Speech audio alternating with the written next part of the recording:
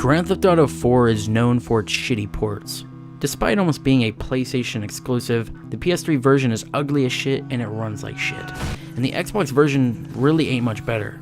Unfortunately, Rockstar is kind of notorious for treating their older games like dog shit. And this means bugs that have been known for literal years are still present in most versions. And thus on probably the best port, the Xbox Series X version, there's still a really annoying bug here, on the final mission, which could frustrate players that are completing the game. But this bug was fixed way back in 2018 on PC, so I don't really know why it wasn't on the Xbox Series X copy. And that PC port, well, it ran and looked the absolute worst. For some reason it has a lot of cool, exclusive content, like new trees, a lack of reflections, the depth of field was fucked, just like the volumetric lighting. I mean, really, a lot of visual content was stripped with this port, as well as the performance side of things.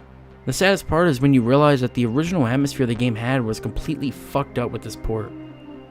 Shortly after that PC 2018 update, an ultra fuck ton of music was removed and or replaced, including an entire fucking radio station, one of the most iconic ones for the game in fact, and one of the tracks wasn't even released until 2016? When does this game take place again? Also on the PC port, basically every weapon is broken as fuck and has nearly no spread whatsoever. Not to mention the animations for the assault rifles were given a delay for some reason. And some other questionable balancing changes were made, like the Annihilator. Multi-kill. Now all of this does sound small, but all of this added on top of each other, it really makes the gameplay clunky and repetitive, especially in PvP. It's far too quick for the game's intended pace. I've honestly worked on entire videos just discussing how in-depth the gameplay does go. All these little things really do add up. Hi, Mr. Wob. Hi. Oh, what? You fucking clown. But hey, at least they added some gnarly clothes for the multiplayer, right? Well, in 2020 they would remove multiplayer.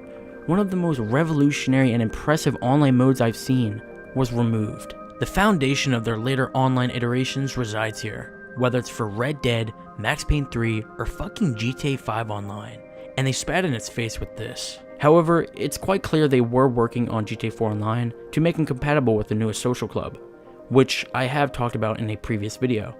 In short, with the debug menu you can play LAN multiplayer with the latest patch and it will utilize your social club name.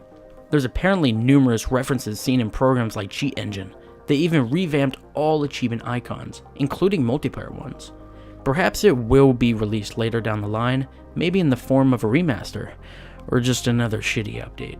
Alongside that, they also made the game rely on the most garbage and useless game launcher to ever exist, the Rockstar Games launcher.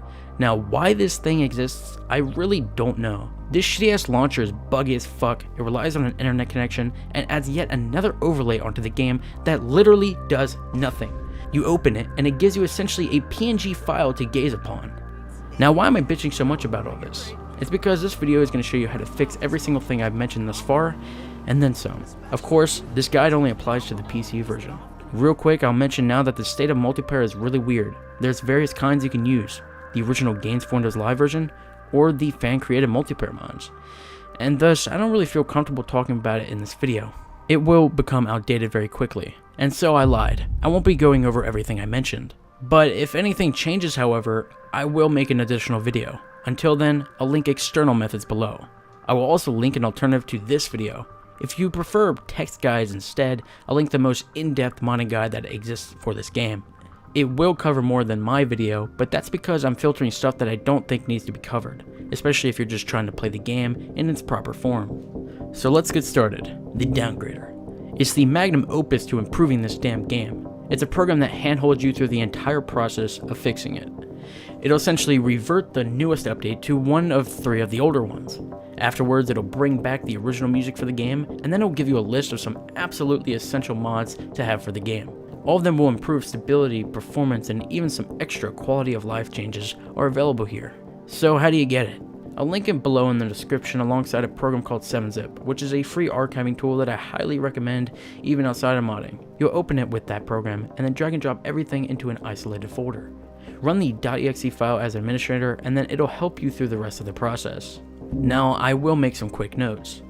During the mod section, I would highly recommend all of them except Script Hook, unless you plan on modding further. But that's another topic for a different video. You can also uncheck Zilliq's trainer, unless you plan on utilizing its features.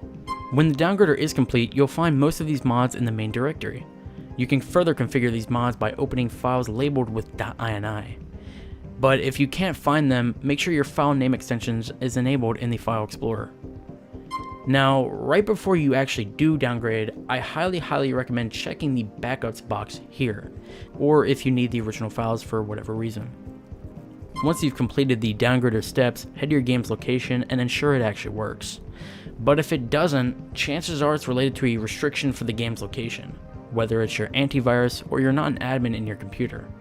But generally, if it was your antivirus, the file most commonly flagged is Zilliq. So if you do run into issues, ensure that zilliqpatch.asi is in your game's location. If it's not, create an exclusion for that mod in your antivirus, then grab it again within the downgrader files, or the official mod page.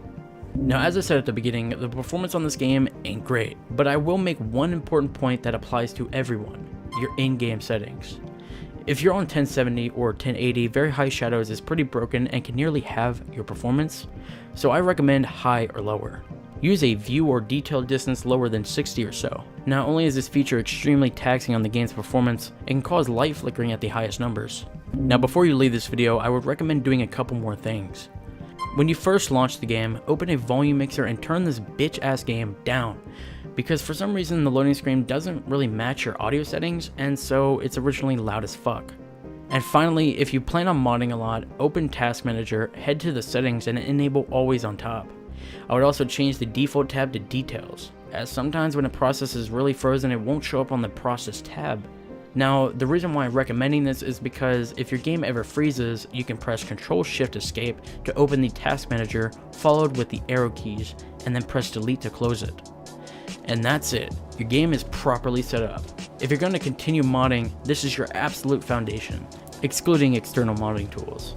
Otherwise, enjoy your proper GTA 4 copy.